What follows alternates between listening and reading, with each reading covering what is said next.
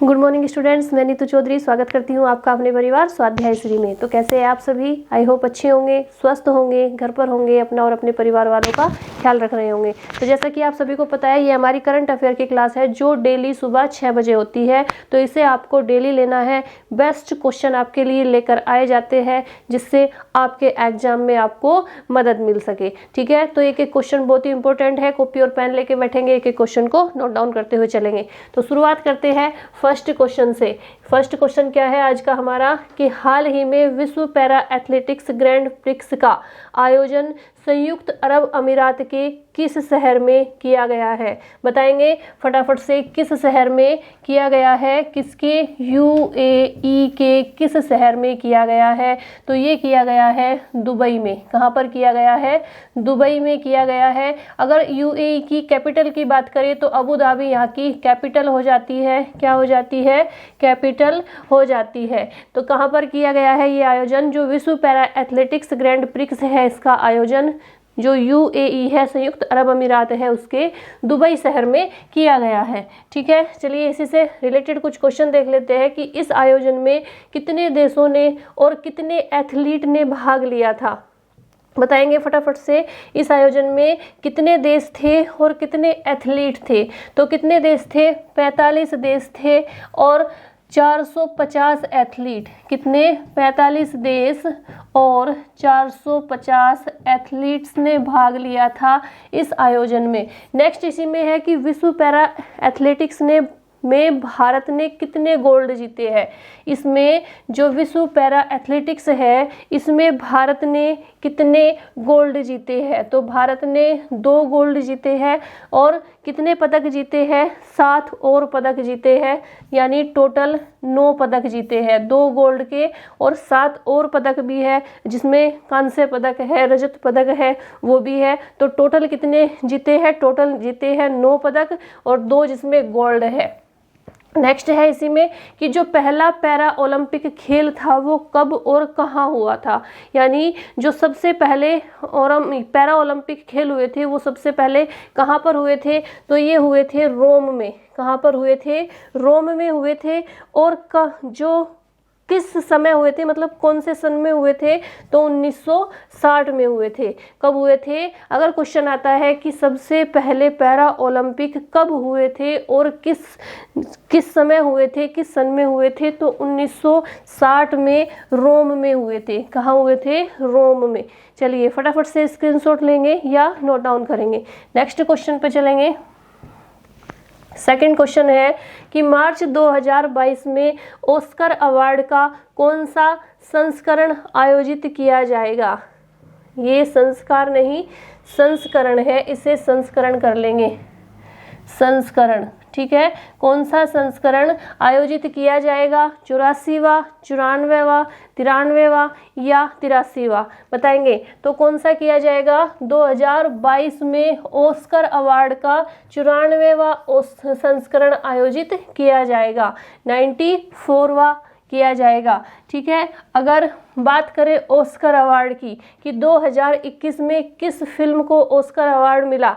बताइए, 2021 में किस फिल्म को ऑस्कर अवार्ड मिला? उस फिल्म का नाम क्या है? तो उसका नाम है नोमैडलैंड। क्या है फिल्म का नाम? नोमैडलैंड। ठीक है, नोमैडलैंड को मिला। अगर बेस्ट एक्टर की बात की जाए कि जो बेस्ट एक्टर का अवार्ड है वो किसे मिला है? बेस्ट एक्टर का अवार्ड किसे मिला है 2021 में? तो ये मिला है बेस्ट एक्टर का अवार्ड एंथनी हॉपकिंस को। किसे मिला है? एंथनी हॉपकिंस को मिला है। लेकिन इस फिल्म के लिए नहीं, जो ये फिल्म है नोमैडलैंड, इसके लिए नहीं, बल्कि द फादर के लिए। कौन सी film? The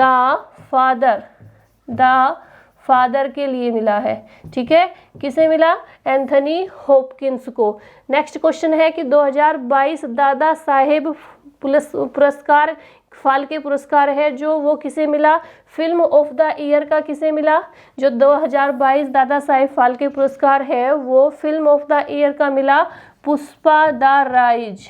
Pushpa the rise को मिला। और अगर सर्वश्रेष्ठ अभिनेता की बात की जाए, सर्वश्रेष्ठ अभिनेता की बात की जाए तो सर्वश्रेष्ठ अभिनेता कौन है? रणबीर सिंह है। कौन है? रणबीर सिंह को मिला, रणबीर सिंह। और सर्वश्रेष्ठ अभिनेत्री की बात की जाए तो वो मिला कृति सेनन को। किसे मिला? कृति सेनन को मिला। अगर सर्वश्रेष्ठ फिल्म की बात की जाए, ये तो film of the year Pushpa the rise, लेकिन सर्वश्रेष्ठ फिल्म कौन सी थी? शेरशाह। कौन सी? शेरशाह को मिला दादा साहेब फाल्के पुरस्कार। चलिए स्क्रीनशॉट लीजिए फटाफट से या नोट डाउन करेंगे। नेक्स्ट क्वेश्चन पे चलेंगे। इसके बाद क्वेश्चन नंबर 3। क्वेश्चन नंबर 3 है कि हाल ही में किस शहर में नागरिक उड्डयन मंत्रालय और फिक्की के द्वारा विंग्स इंडिया 2022 का आयोजन किया गया? बताइए फटाफट से, किस शहर में किया गया? तो जो फिक्की है, फिक्की का आयोजन कहाँ पर किया गया है? इसका आयोजन किया गया है हैदराबाद में। कहाँ पर किया गया है? हैदराबाद में किया गया है। बात करते हैं फिक्की की, यानी इधर लिख लेते हैं, यानी अगर फिक्की की स्थापना की बात करें, फिक्की की स्थापना कब हुई थी? तो जो फिक्की है इसकी स्थापना हुई थी इसकी स्थापना 1927 में हुई थी। कब हुई थी? 1927 में। अगर बात करें अध्यक्ष की, फिक्की के अध्यक्ष की बात करें तो अध्यक्ष कौन है? हर्षवर्धन निपोतिया। कौन है? हर्षवर्धन निपोतिया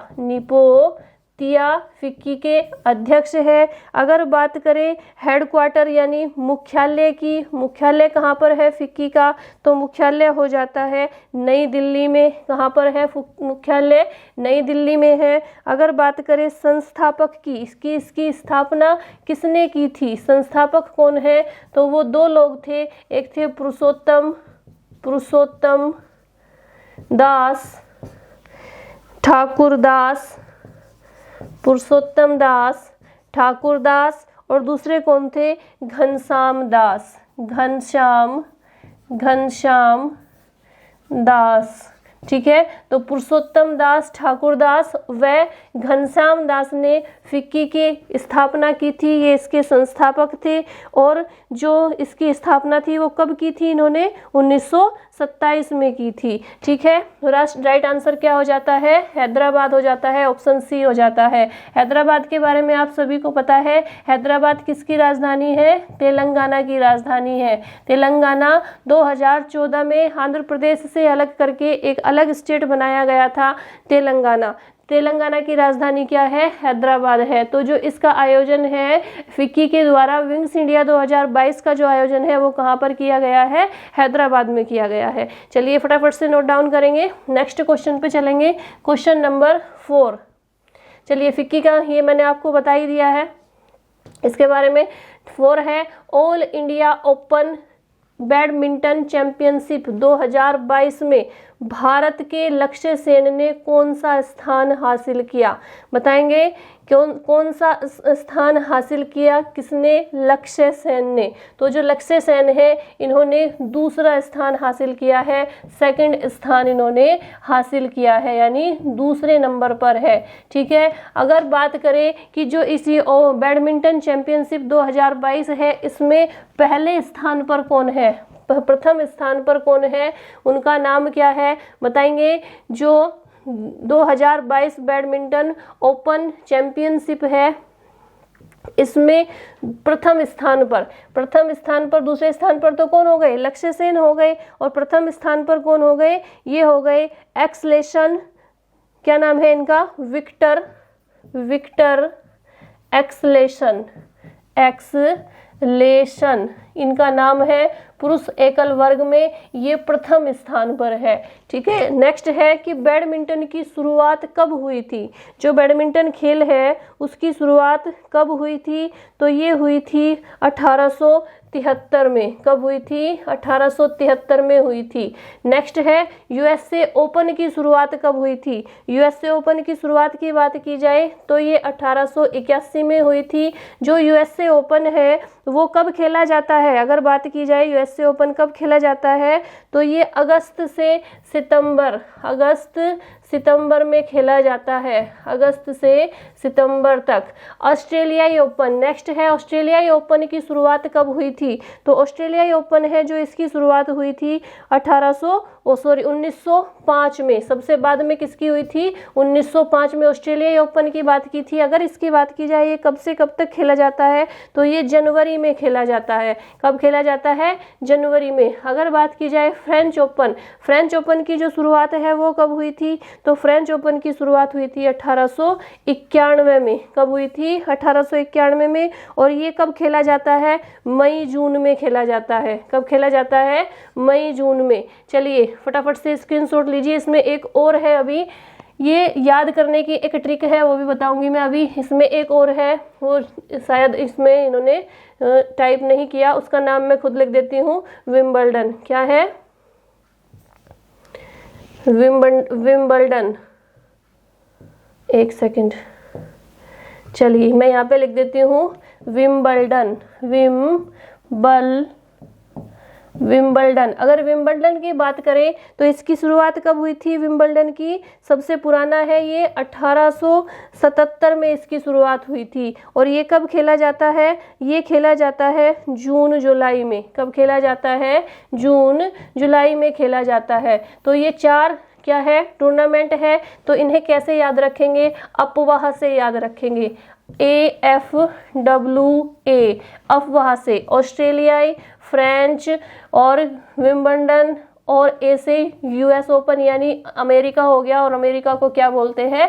यूएस भी बोलते हैं, यूएसए भी बोलते हैं। ठीक है, इन्हें ऐसे याद रखेंगे, ये याद रखने की छोटी सी ट्रिक है। चलिए नेक्स्ट क्वेश्चन पे चलेंगे। क्वेश्चन नंबर 5 कि हाल ही में किस राज्य ने ढोल जात्रा या डोल उत्सव त्योहार का आयोजन किया है? बताएंगे फटाफट से, किस राज्य ने किया है ढोल जात्रा या डोल उत्सव का आयोजन? तो ये किया है पश्चिम बंगाल ने। किसने किया है?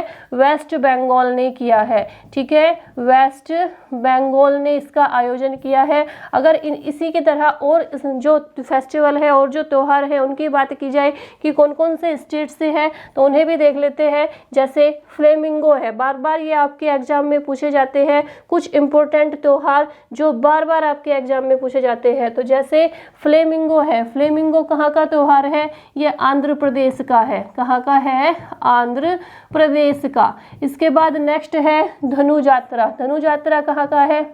ओडिशा का।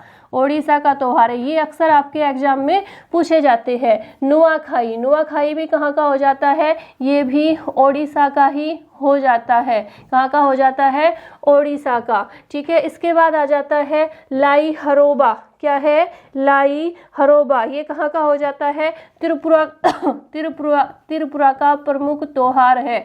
लोसार, लोसार कहाँ का हो जाता है? हिमाचल प्रदेश का। हिमाचल प्रदेश का प्रमुख त्योहार है लोसार। फगली, फगली भी हिमाचल प्रदेश का ही है। ये भी कहाँ का है? हिमाचल प्रदेश का। ओणम की बात करें तो ओणम कहाँ का है? ओणम हमारा केरल का हो जाता है। कहाँ का हो जाता है? केरल का।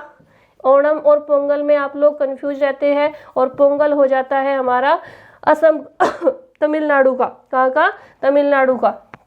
तमिलनाडु का।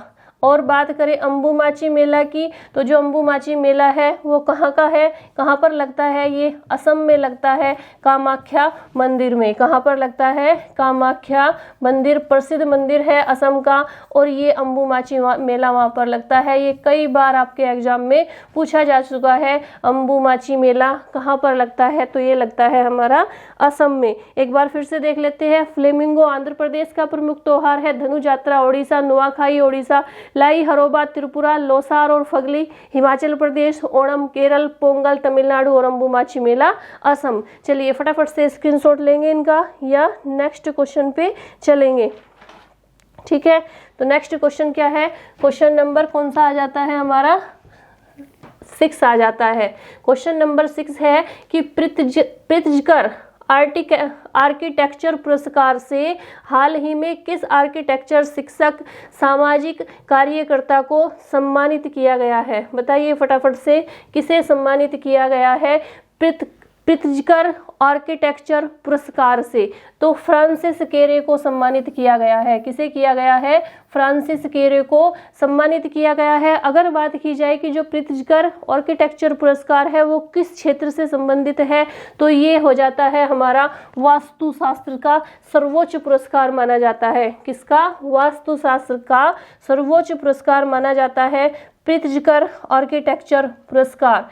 वास्तुशास्त्र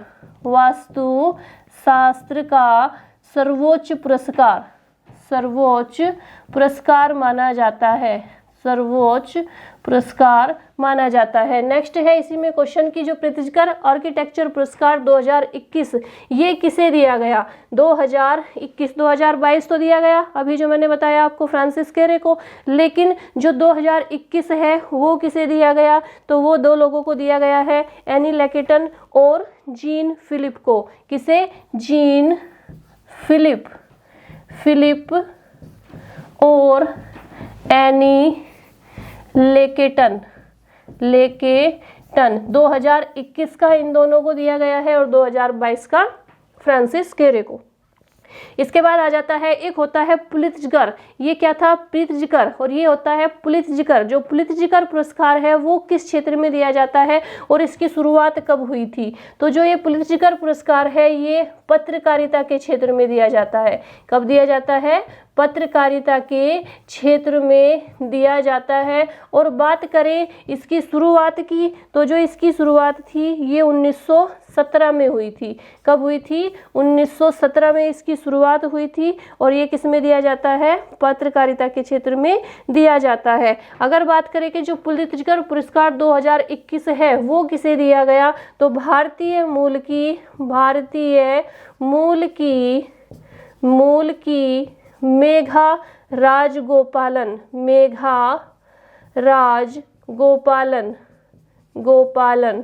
को ये पुरस्कार यानी पुलित्जकर पुरस्कार दिया गया है। किसे? भारतीय मूल की मेघा राजगोपालन को ये पुरस्कार दिया गया है। एक बार फिर से देखेंगे कि जो प्रित्जकर आर्किटेक्चर पुरस्कार है वो किससे संबंधित है? वास्तुशास्त्र का सर्वोच्च पुरस्कार माना जाता है। जो प्रित्जकर आर्किटेक्चर पुरस्कार 2021 किसे दिया गया था? जीन फिलिप और एनी लेकेटन को दिया गया था। इसके एक दूसरा पुरस्कार है पुलित्जकर और प्रित्जकर दोनों में डिफरेंट देखना है, आंसर गलत नहीं लगाना है, ठीक है। पुलित्जकर जो है वो पत्रकारिता के क्षेत्र में दिया जाता है और ये वास्तुशास्त्र के क्षेत्र में दिया जाता है। पुलित्जकर जो पुरस्कार है उसकी जो शुरुआत हुई थी वो 1917 से हुई थी और ये पत्रकारिता के क्षेत्र में दिया जाता है। और 2021 में किसे दिया गया? भारतीय मूल की मेघा राजगोपालन को दिया गया है। चलिए स्क्रीनशॉट लेंगे फटाफट से या नोट डाउन करेंगे। नेक्स्ट क्वेश्चन पे चलेंगे। क्वेश्चन नंबर 7 कि निम्न में से किस इंडिया डिजिटल पेमेंट कंपनी ने freelance entrepreneur network gig India का अधिग्रहण किया है? किसने किया है? तो राइट आंसर क्या है हमारा? फोन पे। किसने किया है? फोन पे ने किया है। फोन पे आप सभी यूज करते हो इधर से उधर पैसे का लेन देन करने में, पैसे भेजने में। अब तो आजकल क्या फैशन चला हुआ है कि लोग पैसे ही नहीं रखते हैं। गूगल पे, फोन पे, पेटीएम जो भी ऑनलाइन है सब उसी से करते हैं। 2 रुपए की चीज़ लेने जाओ तो स्कैन करते हैं कोड और क्या करते हैं? पेमेंट कर देते हैं। पैसे किसी के पास होते ही नहीं है, ठीक है। तो राइट आंसर क्या हो जाता है? फोन पे। अगर आपको क्लास अच्छी लगती है तो वीडियो को एक लाइक करना तो बनता है, तो वीडियो को लाइक कर दीजिए। लाइक करने में तो कुछ नहीं जा रहा ना, एक उंगली तो टच करनी है तो कर दीजिए, ठीक है। चलिए तो राइट आंसर क्या है? फोन पे है। इसी से संबंधित कुछ जानकारी है कि जो फोन पे है उसका जो मुख्यालय है, जो हेडक्वार्टर है वो कहाँ पर है? जो हमारा फोन पे है इसका हेडक्वार्टर यानी मुख्यालय कहाँ पर है? तो ये बेंगलोर में है। कहाँ पर है? बेंगलोर में। इसका मुख्यालय कहाँ पर है?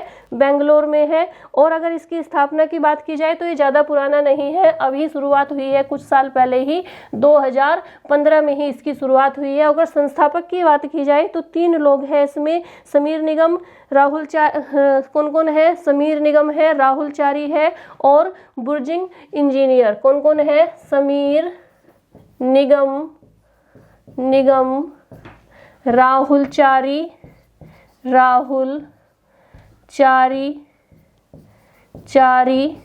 और तीसरे है बुर्जिंग इंजीनियर।